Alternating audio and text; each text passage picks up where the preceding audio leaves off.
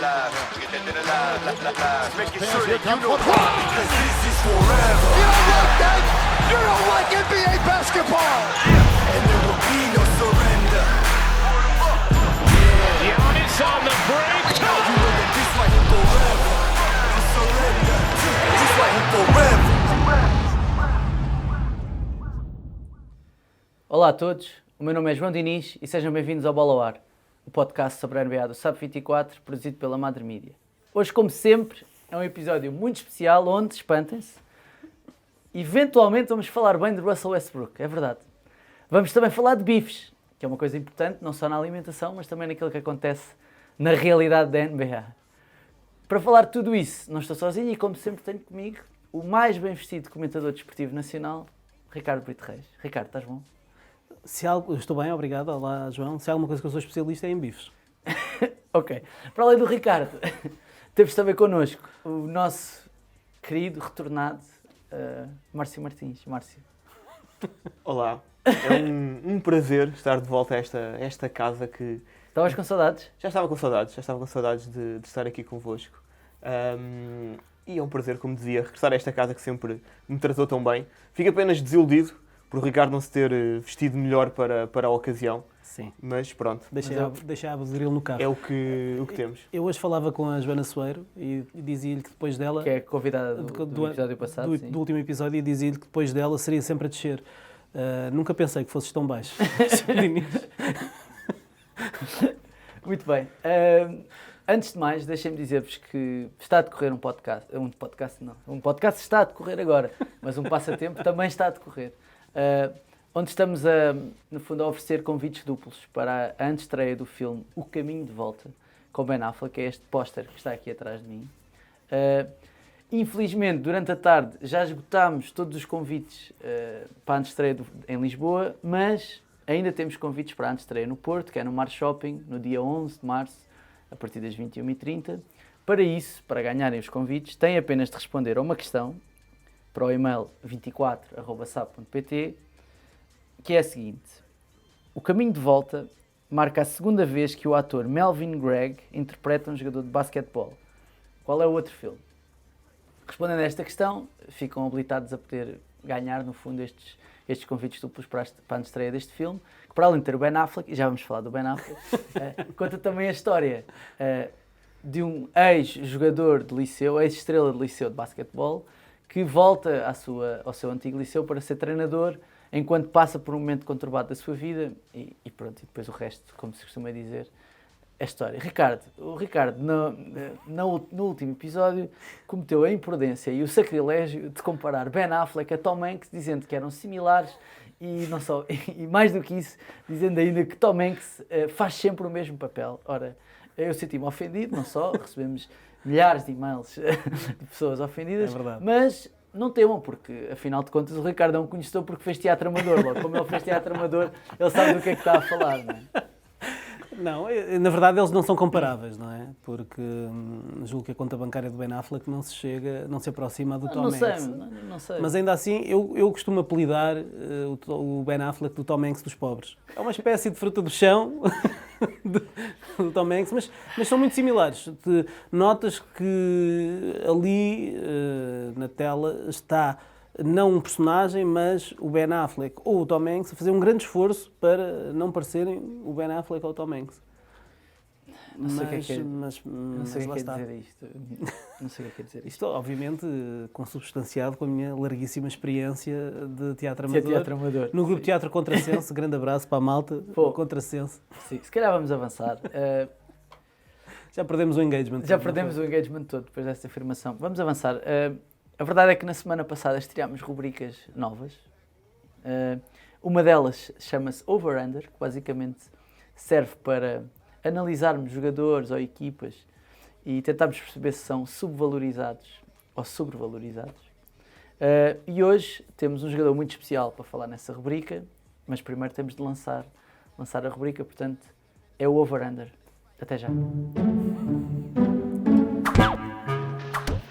Sucks. Stop trying to do that. That's not cool, man. Aí está, Over-Under, a nova rubrica do Bola ao Ar. Neste over-under de hoje, vamos falar de um jogador que eu sei que tens particular apreço, acho que o Márcio também. Aliás, vieste até de meias verdes em sua homenagem.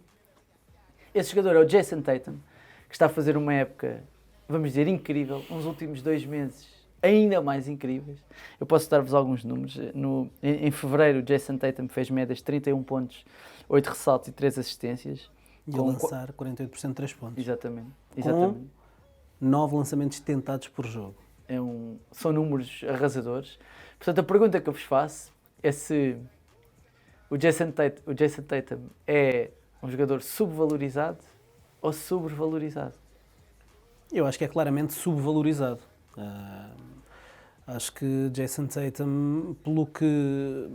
Na verdade, desde o momento em que ele foi escolhido no draft da NBA, ou antes até de ter entrado na NBA, ele já era subvalorizado. Basta ver quem é que foram os 2 jogadores que foram escolhidos acima dele no draft em que ele chegou à Liga. Para quem não se lembra, foram Markel Fultz e Lonzo Ball. Na primeira escolha, Lonzo Ball na segunda. Exatamente. Portanto, isto é a primeira nota. Depois, é verdade que ele entra num sistema que é muito coletivo. Se calhar o Jason Tatum noutro tipo de sistema, numa equipa dos Orlando Magic, como está agora o Markel Fultz, ou se calhar nos Pelicans, como está agora o Lonzo, mas se calhar nos Lakers na altura, se calhar poderia ter outro tipo de números, mas entrou num sistema muito coletivo e se calhar deixou as pessoas um bocadinho agarradas aos números. E eu tenho muitas discussões com amigos meus que, quando começam com argumentos de números, ponho logo para o lado. Porque falam, mas já viste os números dele? É como eu quando tu falas do Tom Hanks, percebes? Pronto, é mais ou menos isso, O Tatum no primeiro ano fez 14 pontos de média por jogo, no seu primeiro ano de NBA, no segundo ano fez 16 pontos de média por jogo. Mesmo este ano ele está a fazer 23 pontos de média por jogo. E quem diz, 23 pontos de média não pode ser uma super estrela. É claro que pode ser uma super estrela. O Jason Tatum, o que está a fazer nos últimos dois meses, sobretudo, de forma consistente, e aí isso é que o eleva a super estrela, é ser já consistente, é a todos os títulos notável.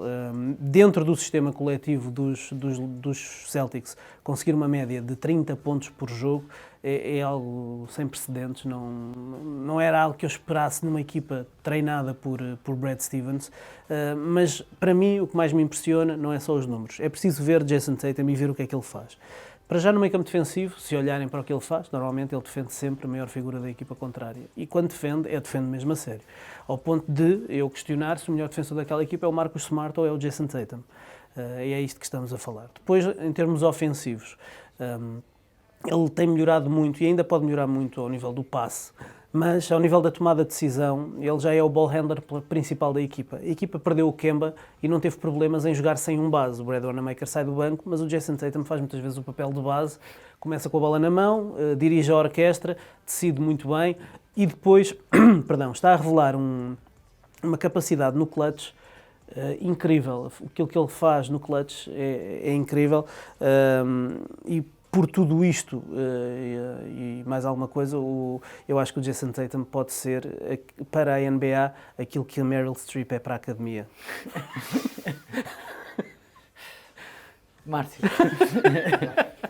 Eu não tenho nenhuma metáfora cinematográfica para fazer, nenhuma comparação cinematográfica, mas eu acho que o Jason Tatum consegue a proeza ou o feito de ser subvalorizado e sobrevalorizado ao mesmo tempo. Neste momento, eu acho que ele é as duas coisas, dependendo de com quem falarmos.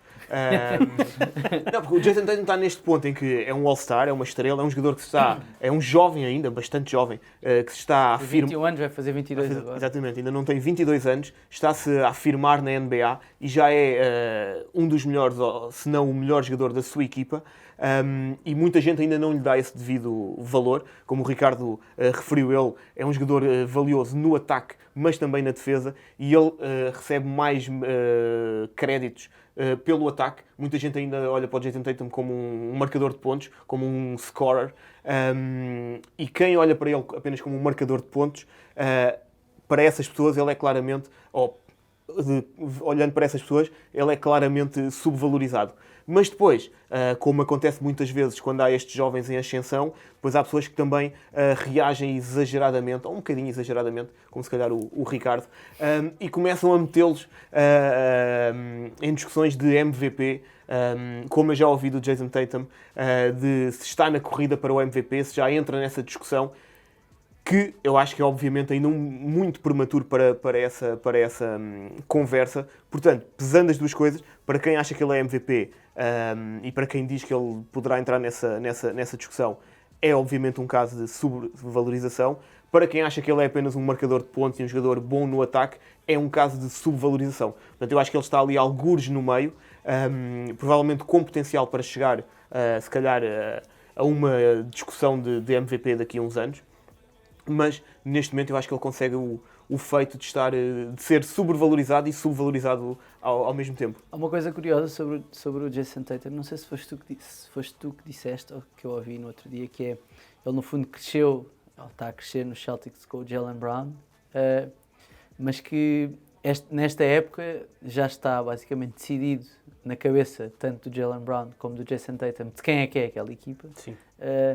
E que isso pode levar, é o que dizem, se não se aborrecerem, né? Mas, entretanto, a NBA de hoje já não é igual à NBA dos anos 90, a uma quase dinastia dos Celtics em que têm ali dois jogadores novos, explosivos. Não vou comparar com o Michael Jordan e com o Scottie Pippen, mas a verdade é que são dois jogadores que jogam exteriores, que conseguem defender, que conseguem atacar, que têm lançamento exterior, que conseguem penetrar, que vão para a linha de lance livre.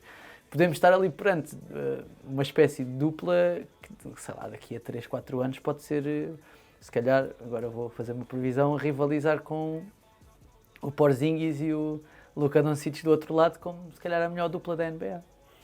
Sim, não é descabido. É difícil porque estamos a projetar, imaginá-los assim, aos dois. Eu não me importo de ver o Tatum, não me custa nada ver o Tatum nisso. E por muito que esteja no sistema de Brad Stevens, e acho que isso vai sempre prejudicar a sua candidatura a prémios individuais, eu não acho nada descabido que no próximo ano estejamos a falar de Jason Tatum, se ele mantiver este nível, Jason Tatum na corrida para o MVP da NBA. Há uma coisa de Jason Tatum que está a separá-lo dos demais. Para além da consistência a um nível altíssimo, eu não sei se vocês têm esta ideia em relação aos grandes jogadores dos anos 90, dos anos 2000, do Jordan, do Kobe, que era aquela ideia de que era uma besta, podiam ser uma besta nos dois lados do campo. Portanto, ofensivamente eram incríveis, defensivamente o Kobe quando queria, o Jordan sempre também incrível, e depois acrescentavam o tal gene clutch que ajudava a decidir. E a sensação que eu tenho quando via jogos do Kobe, quando via jogos do Michael, era que naqueles 5 minutos finais, quando a bola lhe fosse parar à mão, esquece, vai matar, não vale a pena, acabou. A bola vai entrar. É daqueles jogadores que tu já achas à partida que há mais probabilidades da bola entrar do que propriamente de falhar. E eu com o Tatum começo a ver isso. Não há muitos jogadores na NBA com quem eu sinto isso com o Kawhi Leonard nos playoffs, que começa a ter essa ideia de que a bola entra ali e tu achas, ok, acabou. Há jogadores que são talhados, o Lillard é talhado também para momentos decisivos, e eu começo a ver o Tatum com isso também. O que impressiona é que o Tatum é a idade dele, não é? É que faz isto a este nível com esta idade.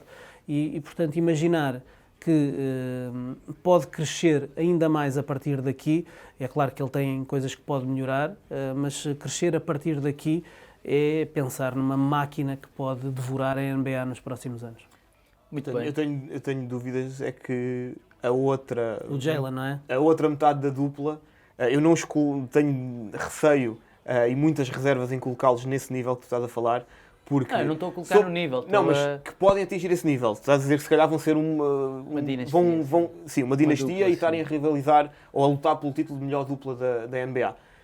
A confiar na progressão do Jason Tatum era uma aposta praticamente segura. Eu tenho as minhas dúvidas sobre essa progressão do lado do Jaylen Brown. Muito bem. Vamos avançar.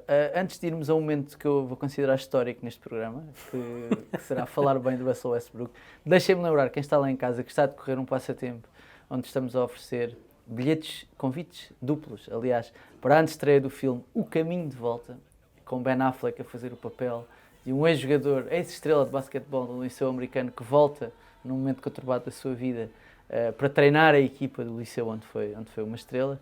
Infelizmente já não temos convites disponíveis para Lisboa, mas ainda temos para o Porto, para a antestreia no dia 11 de março, às 21h30 no Mar Shopping. Portanto, para isso basta responderem a uma questão para o e-mail 24@sap.pt e a questão é: O Caminho de Volta marca a segunda vez que o ator Melvin Gregg interpreta um jogador de basquetebol. Qual é o outro filme em que ele interpreta o papel de um jogador de basquetebol? No fundo é muito fácil. Não se esqueçam de responder para 24@sap.pt se quiserem ir ver a antestreia no Porto e de deixarem também o cartão de cidadão, porque só entram na sala se tiverem cartão de cidadão. E chegou a hora, né? Chegou a hora de... Quer dizer, é histórico o que vai acontecer agora. O Ricardo está a respirar fundo. Vamos falar de Houston Rockets, vamos falar de Russell Westbrook e vamos lançar pela segunda vez uma rubrica que é uma homenagem a David Fizdale e que se chama Take That for Data. Take that for data. Aí está. Take That for Data é a nossa homenagem singela a David Fizdale e a uma das melhores conferências de imprensa na NBA dos últimos 20 anos. A história. Histórica. Os Houston Rockets e Russell Westbrook são provavelmente uma das mais divertidas histórias da NBA nos últimos 2 meses. Recapitulando assim muito rápido, portanto, eles tinham um poste que era o Clint Capela, trocaram esse poste, passaram a jogar aquilo que já se chamou XXS ball, midget ball, small ball. Há várias interpretações, basicamente jogam sem poste. E a verdade é que eles a jogarem sem poste não se tem saído nada mal. Não se tem saído nada mal. Tem-se saído melhor do que quando jogavam com o poste. E mais do que isso, e isto aqui é que é relevante, e agora vamos ter de falar bem do homem, Russell Westbrook está provavelmente a jogar o melhor basquetebol da sua carreira, ou a ter os melhores números da sua carreira. E isso era tudo menos expectável. A verdade é esta. A verdade é que no início da época, naqueles primeiros meses, depois de vermos o que estava a acontecer, não era expectável, era expectável que dessem desastre. Aliás, falámos disso até aqui várias vezes. E eventualmente deu, mas de repente num mês Westbrook deixa de ser o pior lançador de 3 pontos da história da NBA, como o Ricardo Brito Reis disse várias vezes, e passou a lançar 2, 3, não mais do que isso por jogo, a fazer números astronómicos e a colocar os Houston Rockets numa posição onde nós não achávamos, acho que ninguém achava que iriam estar nesta altura da época, a poder ficar em segundo ainda no Oeste. Márcio, vou começar agora por ti. Se calhar começo eu, que é para adiar a dor do Ricardo. Estou muito tenso, estou muito tenso. Mais um bocadinho para te preparares para falar bem dele. O que é que se passa com o Russell Westbrook? Eu acho que ele está a jogar, se calhar pela primeira vez na carreira, ou mais do que nunca, no seu elemento. Ele está ali como peixe na água, naquele sistema do midget ball, naquele sistema em que os Rockets jogam agora, em que aquele sistema é montado para jogadas individuais, para um jogador dominar a bola, para um jogador ter a bola a maior parte do tempo, jogar 1 contra 1, e todos os outros jogadores são jogadores complementares à estrela da companhia. Neste caso são 2 estrelas que se vão revezando nesse papel, mas naquele sistema de ter um jogador com bola a atacar, a jogar 1 contra 1, e os outros todos abertos no perímetro, e a serem complemento desse jogador, o Russell Westbrook é perfeito, tem ali um sistema perfeito para as suas características.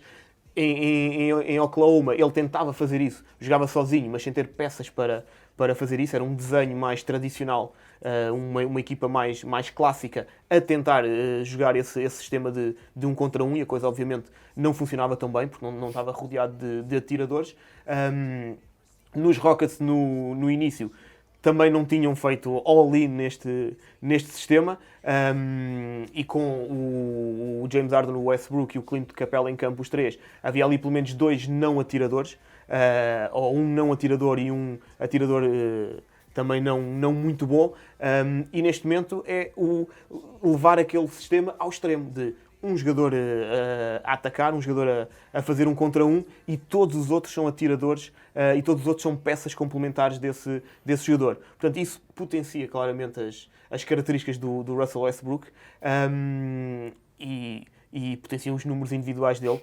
Não só esse sistema depois, aliado ao jogo mais rápido e às posses de bola, ao maior número de posses de bola que eles têm, obviamente que disparam esses números individuais. Ricardo, 33 Vamos pontos, a isto? 33 pontos por jogo de média, 7 ressaltos, 6 assistências, 55% de porcentagem de lançamento, 40% de 3 pontos. Isto são os números do Russell Westbrook em fevereiro. Ele e o James Harden são os dois únicos jogadores desde o Shaq e do Kobe em 2001 a ter média de 30 pontos por jogo no mês. Sim. 10-2 desde que adotaram o Midget Ball, como nós patrocinamos aqui. Quarto lugar em diferença de pontos nesse mês. Terceiro melhor rating ofensivo. Blá, blá, blá, blá, blá, Blá blá blá blá blá. Blá, blá, Sim, blá, ajuda-me. blá, blá. Ajuda-me aqui. Não, Ajuda-me não te vou ajudar, bem elogiar. pelo contrário. Não te vou ajudar, Vais bem pelo criticar o contrário. Russell Westbrook? Não vou criticar o Russell Westbrook, mas vou contextualizar toda esta situação e explicar porque é que isto não vai servir para nada. Contextualiza, Ricardo. Então, ao contrário do que disseste, o Russell Westbrook não está a jogar o melhor basquetebol da sua carreira. Ele em Oklahoma fez uma época de MVP com triplo-duplo de média, em que fez mais de 40 triplos-duplos numa temporada, e depois fez outra temporada de triplo-duplo, e depois fez mais uma temporada de triplo-duplo. Portanto, ele já jogou, se formos para os números, já jogou melhor que isto. Não, estou a juntar os números com a efetividade depois nos resultados da equipe. A questão é essa. A questão é a eficiência. E a eficiência é o motivo pelo qual eu sempre andei aqui a agitar aquela bandeira. O Russell Westbrook é o pior lançador de 3 pontos da história da NBA. O que acontece é que, desde o trade deadline, desde que eles enviaram a Capela para as couves, o Russell Westbrook baixou o número de lançamentos de 3 pontos para mais de 4 por jogo, 4,1, para apenas 2,3. E isso é simples de perceber. E porquê? Porque sem um poste lá dentro, também não está lá o defensor do poste. Ou seja, quando o Russell Westbrook penetra, quando penetrava, muitas vezes apanhava com o defensor de Capela ali à frente. É verdade, por isso para o Westbrook é indiferente, pode lá estar o Boban Marjanovic, ele vai lá acima e se for preciso afunda-lhe na cabeça. Mas, não estando lá um defensor do poste, à partida tem mais probabilidades de marcar cesto. E é isso que está a acontecer. Ele subiu a sua eficácia nas zonas próximas do cesto em 5 ou 6% desde que Clint Capela saiu. E isso tem a ver com o facto de não aparecerem as ajudas. Eu não sei se sabes, mas é o jogador com mais pontos na área pintada da NBA neste momento. Pronto. Tem 20 pontos de média na área pintada. É mais que normal. o Giannis até Carta tocou. branca para atacar. É normal. Se ele não lança de 3 pontos e é praticamente indefensável num contra um, porque ele alia a velocidade, a força, a explosividade, como não há mais ninguém na NBA, ou pelo menos dos bases da NBA, então ele pode tirar proveito dessa mais-valia para desequilibrar e marcar pontos. E era isso que eu sempre critiquei, porque é que ele, se tem essas características, porque é que não tira vantagem disso? Ora, sem um poste, dá ainda mais vontade de fazer isso. A grande vitória aqui de Mike D'Antoni, que hoje recebeu o prémio de treinador do mês da Conferência Oeste. Tinha de ser. Não sei se é uma vitória de Mike D'Antoni, se é uma vitória de Daryl Morey, se é uma vitória de Russell Westbrook, por si só. Apesar de não haver lá o defensor do poste, apesar de estarem a jogar quase em 5 aberto, no ataque, como no mini-basket, ele podia continuar a lançar 3 pontos. E não continua. Ele baixou. Portanto, alguém lhe meteu na cabeça que, de facto, se calhar ele vê este videocast e percebeu com tanta insistência que ele é o pior lançador de 3 pontos da história da NBA. Mas reclamar créditos para ti. Talvez um Para a bocadinho. melhoria do... Talvez um bocadinho. Talvez. A Não eficácia sei, não- do Russell Westbrook. És tu que estás a dizer, não sou eu. Mas, agora, isto é tudo verdade. Agora vamos analisar o big picture. E o big picture aqui é que, pela primeira vez na história da NBA, temos uma equipa sem postes. Temos uma equipa com jogadores... É raro ter lá um jogador, eu julgo que não tem nenhum jogador com muito mais de 2,5 metros. Não sei quanto é que mede o Covington e o Bruno Caboclo, mas acho que não andará muito longe disso. E, portanto, parece-me pouco viável que uma equipa 100 centímetros consiga vencer, até porque esta equipa apercebeu-se de uma coisa, e aqui é tudo sair da cabeça do Daryl Morey para o bem e para o mal. Eles abdicaram de Chris Paul para ir buscar Russell Westbrook. Era uma oportunidade única adicionarem uma segunda superestrela ao James Harden. E então as coisas não estavam a funcionar bem, como nós vimos no início desta temporada, qual é a forma de metermos Russell Westbrook a jogar melhor? E eles começaram a perceber que nos períodos em que Russell Westbrook jogava e não estava lá o Capela, ele jogava melhor. E, portanto, se jogava melhor, como é que nós podemos potenciar isto? Fazendo com que cada vez menos Capela e Russell Westbrook coincidam dentro de campo. E levaram isto a um extremo, ao ponto de a estratégia dos Rockets, que passava muito pelos bloqueios diretos de James Harden e Clint Capela, deixar de ser essa. Eles passaram a ser a última equipa da NBA a usar bloqueio direto. Passaram a usar exclusivamente situações de 1 contra 1, situações de... Aliás, eu divirto-me nos jogos dos Rockets, eu odeio comentar jogos dos Rockets, mas divirto-me no jogo dos Rockets a fazer este exercício. Quantos ataques é que vão ter mais de 3 passes? É raro haver um ataque que tenha mais de 3 passes. É raro, é raríssimo. Desafios a fazerem esses exercícios. E eu acho que isto não vai dar para nada. Vai dar para ganhar jogos na fase regular, porque tem 2 superestrelas que marcam 30 pontos por jogo, correm muito, têm posses de bolas curtas. É claro que perdem os ressaltos sempre, a luta dos ressaltos, por 20 em todos os jogos, mas isso pouco interessa, porque eles aceleram, têm muitos triplistas e têm 2 gajos que são indefensáveis. Não perdem sempre. Não é? Ainda agora, acho que contra os Celtics tiveram mais ressaltos. Nos ressaltos. Sim, não perdem sempre, mas perdem muitas vezes. Os Celtics também não têm postos, portanto é normal. Agora, esta semana ouvia o Jared Dudley no podcast do Zach Lowe a dizer uma coisa que eu subscrevo a 100%, e que é, as outras 29 equipas da NBA deviam unir-se e fazer questão de os Rockets não ganharem o título assim. Porque se os Rockets ganharem o título este ano, desta forma, com esta receita, isto pode virar moda na NBA. E se isto virar moda na NBA, é o adeus aos postos na NBA. E nós não queremos que isso aconteça. Gostamos muito de Rudy Gobert, gostamos muito de Joel Embiid, gostamos muito de Boban Marjanovic, gostamos muito dos jogadores grandes. Taco Fall? De Taco Fall. Não gostamos assim tanto de Taco Fall. É um miúdo simpático, mas serve como adereço de concursos de afundância e pouco mais. Mas os postos não podem perder o seu papel no basquetebol atual. E se os Rockets ganharem, pode ser meio caminho andado para isso acontecer, tal como outras modas que recentemente aconteceram na NBA. O small ball é uma delas também. E é isso que eu acho que vai acontecer. Eu acho que os Rockets vão chegar aos playoffs e mais cedo ou mais tarde vão ter dificuldades. Porquê? Porque eles não têm plano B. Eles só têm plano A. Eles só têm plano A. E nos playoffs, quando houver mais scouting, quando houver estratégias, quando houver 2 contra 1 sobre James Harden e a bola for metida em Russell Westbrook, quando houver alguma estratégia inventada por algum treinador para limitar a ação daqueles dois, ou não se importar de viver com 40 pontos de Russell Westbrook, desde que o James Harden não faça os seus 30 pontos, aqueles Rockets não vão a lado nenhum. Portanto, vamos continuar a ter isto, Russell Westbrook a fazer números incríveis e, se conseguir limitar nos 3 pontos, a ser muito eficaz, porque é isto que ele é. Agora, isto parece-me uma jogada de desespero dos Rockets. E é uma jogada de desespero que foi assumida por Daryl Morey para encaixar um jogador e para tirar o máximo proveito de um jogador com o Russell Westbrook. E isto, para mim, é que é criticável, que é redefinires toda a política da tua equipa e tudo o que estás a fazer por causa de um jogador. Ou seja, aquele jogador não se consegue adaptar ao estilo da tua equipa, que era um estilo que já estava definido e era o sistema deles, então vamos mudar o sistema da nossa equipa para nos podermos adaptar àquele jogador. Isso para mim é criticável e não me parece que seja merecedor de prémios de treinador do mês e de prémios de executivo do ano.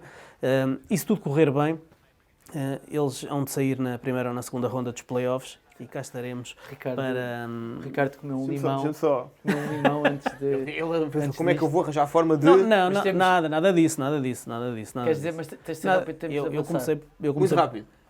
Eu não sei se é o Daryl Morey quis tanto isso de como é que eu vou agradar aquele jogador, como é que eu vou mudar o sistema para conseguir integrar aquele jogador, ou se não foi mais, como é que eu vou potenciar as peças que eu tenho e conseguir tirar o máximo rendimento, a máxima produção das peças que eu tenho.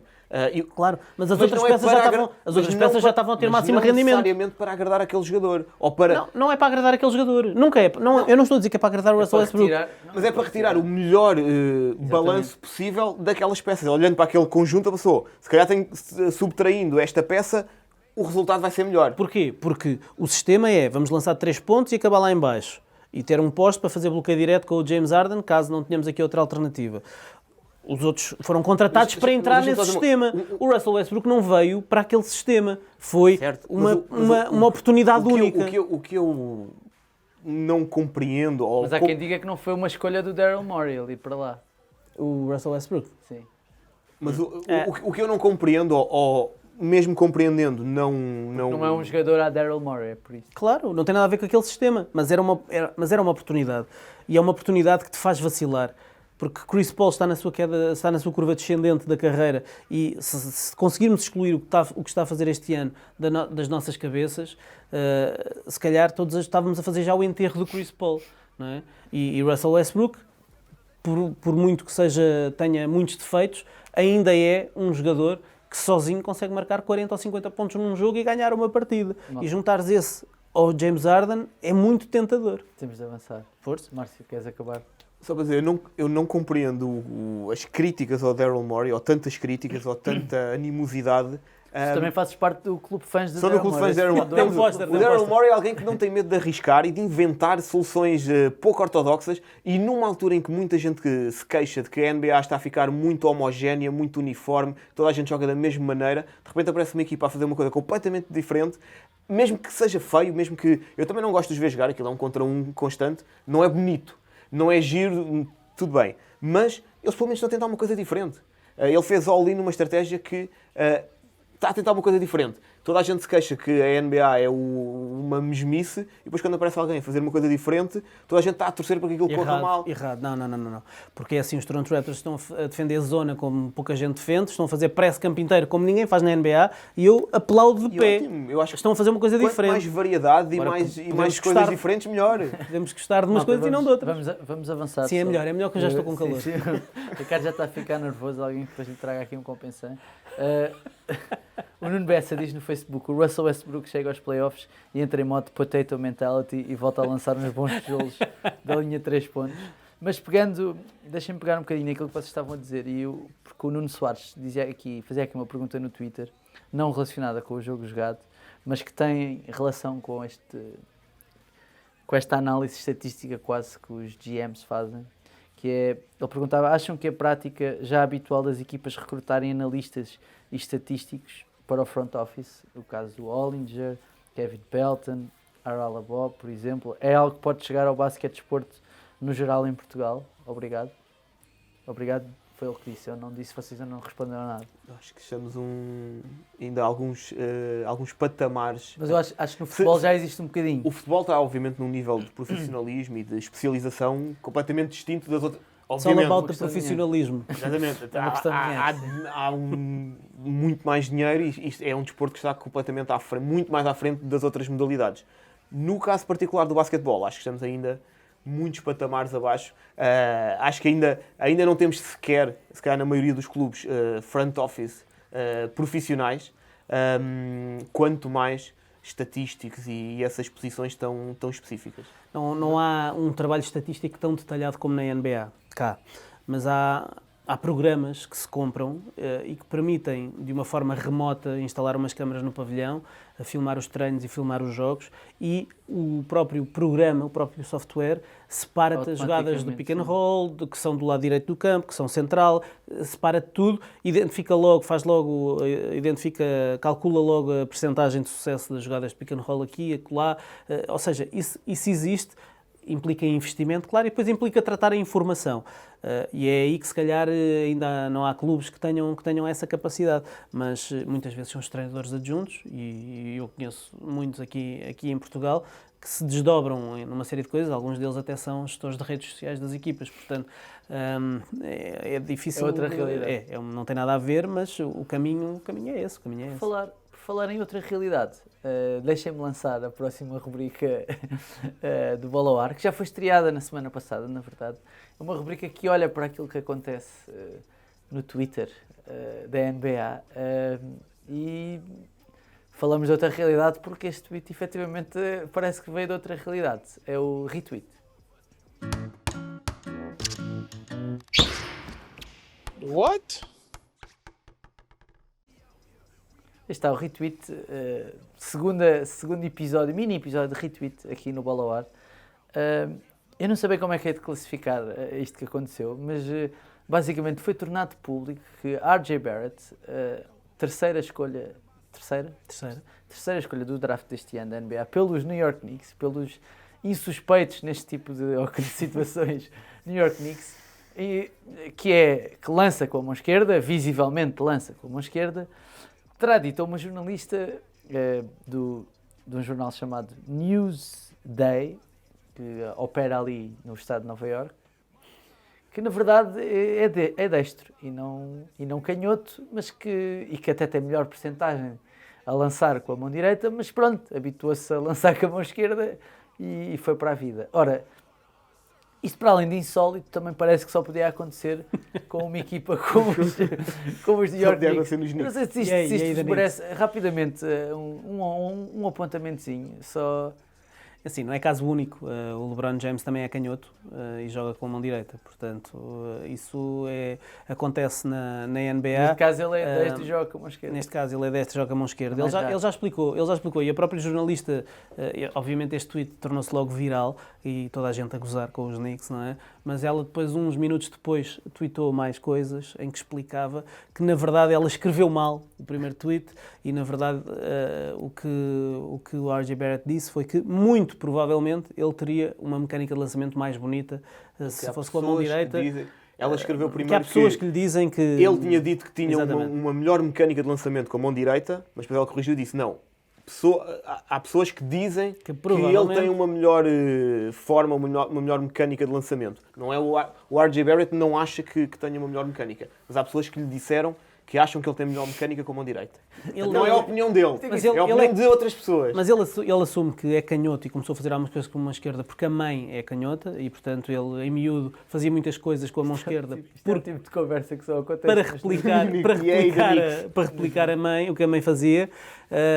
Mas, por acaso, eu depois de teres dito que íamos falar sobre isto, andei a pesquisar e vi que numa entrevista no início desta época, antes do draft, portanto, ele ainda não sabia que ia para os Knicks, com o famoso Stephen A. Smith, portanto, o Márcio Martins lá do sítio, não é?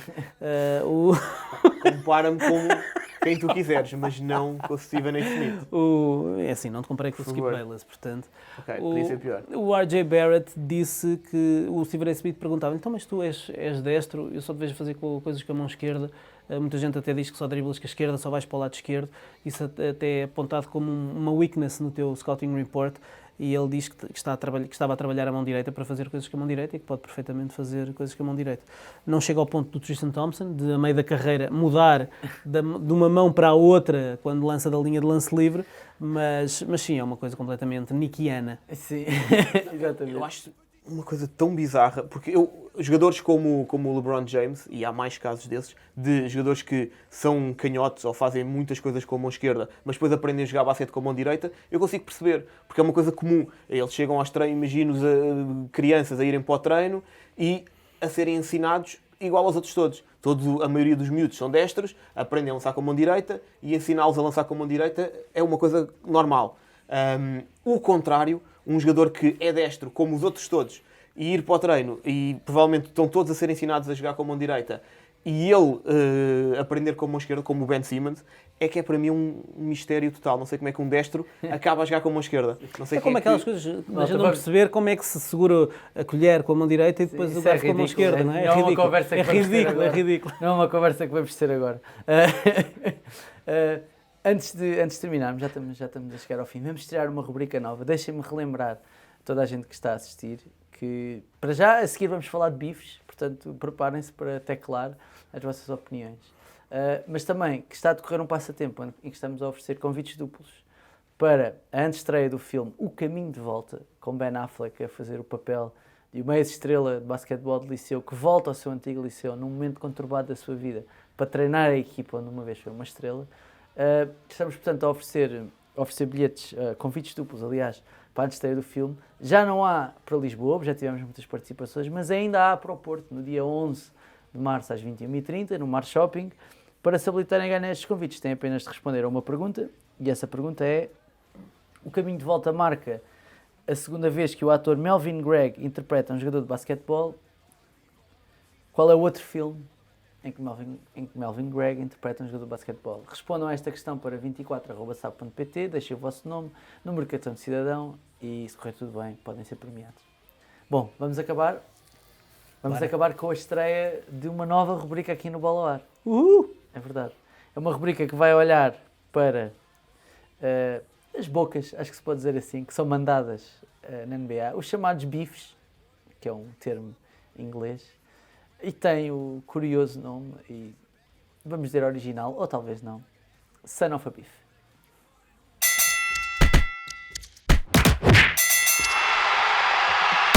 We don't get enough of this in the NBA. Son of a Beef é a nova rubrica aqui do Bola ao Ar, que estreia com um dos temas da semana na NBA. Recapitulando o que aconteceu, ora, portanto, James Harden deu uma entrevista a Rachel Nichols, que é uma das jornalistas mais conhecidas da NBA, da ESPN. O James Harden, portanto, deu-lhe uma entrevista e foi questionado sobre alguns comentários que o Giannis Antetokounmpo, MVP em título, teria feito sobre ele por alturas do All-Star, fez sobre ele por alturas do All-Star. Primeiro no draft, quando não o escolheu, fazendo uma piada dizendo que só ia escolher jogadores que passassem a bola, e depois do jogo, ou durante o jogo, depois do jogo, em que disse que tinham dado indicações na equipa para passar a bola ao jogador que estivesse a ser defendido por James Harden. Ora, James Harden, confrontado com... Parece tudo correto, não é? Sim, em princípio está tudo certo, não é? James Harden, quando confrontado com estas declarações, ficou furioso. Virou um menino de 5 anos. Acho que se pode dizer isto, ficou furioso e disse coisas como... Em primeiro lugar, que tem mais assistências por jogo do que Giannis Antetokounmpo, portanto ele até passa a bola. Do que o Kemba Walker, que foi escolhido à frente dele. E com o Giannis também, já agora. Sim. E em segundo lugar, que ele, efetivamente, ele não tem 2,11 metros ou 2,12 metros para poder driblar e afundar quando quiser. Ele tem de ter, efetivamente, skill para poder ser jogador de basquete, numa clara boca também, Giannis Antetokounmpo, que aparentemente para James Harden não tem skill para ser jogador de basquetebol. Para terminarmos em beleza, queria-vos pedir o comentário que é quem ganhou este bife. Para mim é óbvio que quem ganhou foi Giannis, porque é claro que podemos aqui... tudo começou com a história do draft, em que ele entrou ali numa brincadeira em que se calhar falou um bocadinho demais, dizendo que queria alguém que passasse a bola. É verdade que ele disse isso em tom de brincadeira, e os jogadores brincam entre eles. A Diana Taurasi, no Memorial do Kobe, também podia ter arranjado um bife com o LeBron James, quando disse que o LeBron ainda mal sabia lançar em queda para a retaguarda. Portanto, eles... em público podem perfeitamente brincar assim com estas situações. Agora, isto só prova que o James Harden se pica com este tipo de acusações, de que não passa a bola, de que joga, que é um ball hog, que não defende, que se pica tudo com coisas isto. que são mentiras. Não, a questão é essa. A questão é que o Giannis disse o que todos pensamos.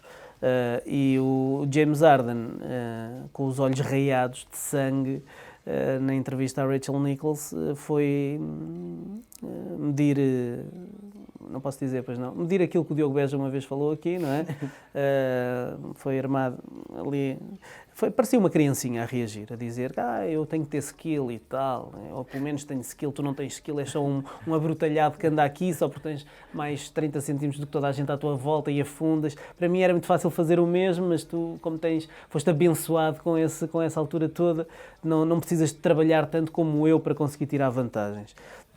Não é verdade. É verdade que ele foi abençoado com centímetros, com uma altura e uma envergadura fora do normal, mas trabalhou muito e, aliás, a prova da evolução do Giannis não são só os números, basta olhar para aquilo que ele fazia na Grécia e aquilo que ele está a fazer agora. Tem muito trabalho ali envolvido, não só de ginásio, mas muito trabalho de treino.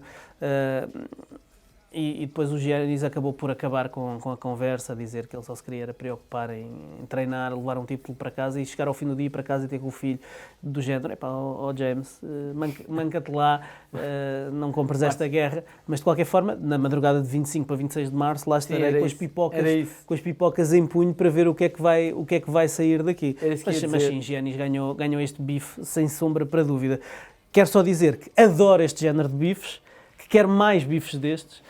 e, portanto, concordo com Tracy McGrady que hoje são todos muito amiguinhos, até por causa das redes sociais que os aproximaram muito aos jogadores, mas que precisamos de mais bifes destes na NBA. Era isso mesmo que eu ia dizer. O Pedro, porém, aqui no Facebook diz que nunca mais chega dia 26 de março para ver o James Harden com o Greek Freak. É 25 para 26, 25 né? para 26, sim, desculpa. Eu sou da opinião do Ricardo, eu adoro estas coisas. eu acho que precisamos mais disto. Também não é preciso isto tornar-se no wrestling ou no MMA, mas eu acho que a NBA precisa disto e queria saber a tua opinião, no fundo. Eu, pegando no que vocês acabaram de dizer, de que a NBA precisa destas picardias e destas picardias saudáveis, eu acho que quem ficou claramente a ganhar fomos nós.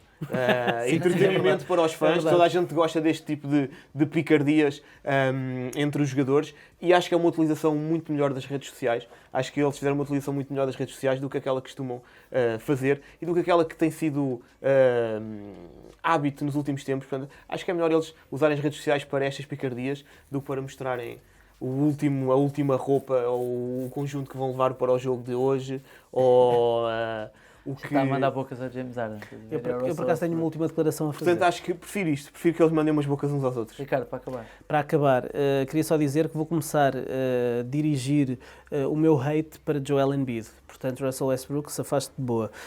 Joel Embiid, ontem, precisamente na mesma altura em que os 76ers estavam a jogar e Shake Milton estava a fazer aquela exibição estrondosa, e os 76ers estavam a jogar contra os Clippers. Portanto, eu acho que é até um jogo interessante de se acompanhar, mesmo que não seja jogador de nenhuma das equipas envolvidas, mas por acaso o Joel Embiid é jogador de uma das equipas que estava envolvida e enquanto o jogo estava a decorrer, estava a twittar sobre um jogo de futebol que estava a decorrer aqui ao lado, um tal de El Clássico, o Barcelona-Real Madrid, em que ele é apoiante do Real, um tal de El Clássico. Mas não vale a pena... E portanto, o Joel Embiid, I got my eyes on you, nas próximas emissões do Bola ao Ar, aqui estarei com a moca de Rio Maior afiada. Ricardo, Márcio, muito obrigado. Obrigado também a nós, que nos cedeu simpaticamente os convites para a antestreia do Caminho de Volta com o Ben Affleck. Obrigado também a quem já participou no Passatempo. Em Lisboa já não há bilhetes, mas para o Porto ainda podem participar através do e-mail 24@sap.pt. Basta ir ao site do SAP24 para ver a questão que estamos... que têm de responder para se habilitarem no fundo a ganhar este convite duplo para o Porto, dia 11 de março às 21h30 no Mar Shopping. Quem não conseguiu ouvir esta emissão desde o início pode sempre ouvi-la em versão podcast, no iTunes, no Spotify, no Castbox, por aí. Podem deixar também estrelas e críticas no iTunes, críticas positivas, as negativas não vale a pena, guardem para vocês que o mundo já está cheio dessas coisas. Nós voltamos a ver-nos para a semana, em princípio, e boas madrugadas. This is forever.